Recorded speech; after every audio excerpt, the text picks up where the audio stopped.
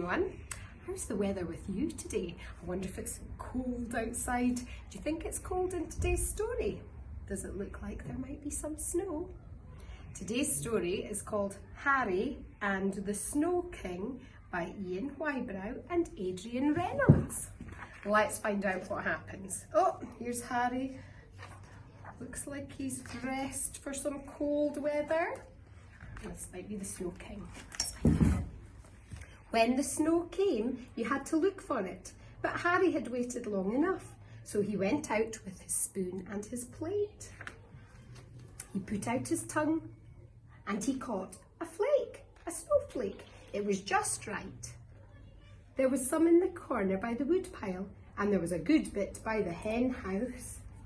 And if you were very careful, you could scoop it off the leaves. Scoop. It took all morning to find enough snow to make the Snow King. Nan called out the window, "What are you doing out there?" "Nothing," he said, but he was looking on the holly for red buttons. Mum called, "Are you hungry?" "Not yet," he said. He was hungry, but he was busy making a crown. I wonder what he's using to make a crown. Sam said, "Your soup is cold, silly."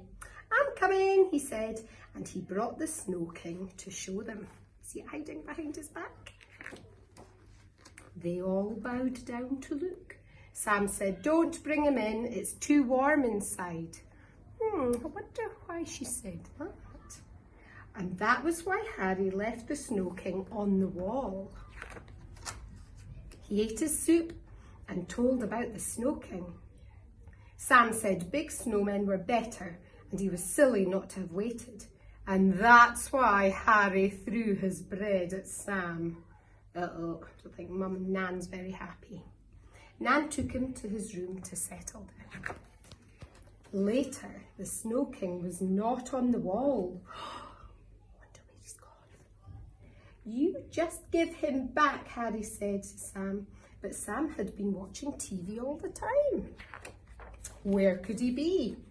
The Snow King was nowhere in the yard. He was not in the fridge. "Somebody kidnapped him," said Harry. He wanted to call the police, but Mum said don't bother them. At 4 o'clock, Mr. Oakley passed in his tractor. Harry said about his Snow King being kidnapped. Mr. Oakley looked up at the sky and said, "Don't give up hope." He said maybe the Snow King went to order more snow.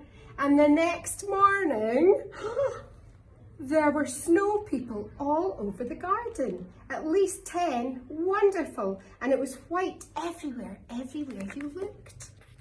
Mr. Oakley drove by on his way back from milking the cows. "I found these earlier," he said. And he opened his hand up to show the red buttons in the crown. Do you remember? Harry had those on the Snow King. "Oh, I hoped all night," said Harry. "I never gave up. It was just like you said. The Snow King went to order more snow, but he left me these snow people. Lots of them." "Hitch up your sledge," said Mr. Oakley. "This looks like good snow for getting towed by a tractor. Shall we go now, or will we wait for Sam?" "Sam's just watching TV," said Harry. "We'll come back for her later then," said Mr. Oakley. "You get first go." So Harry and Sam had a lot of fun that day, but the first go, being towed by the tractor, was just the best. And look, there's Harry. Is he turning into a Snow King? What do you think happened to the Snow King? I wonder. Bye-bye.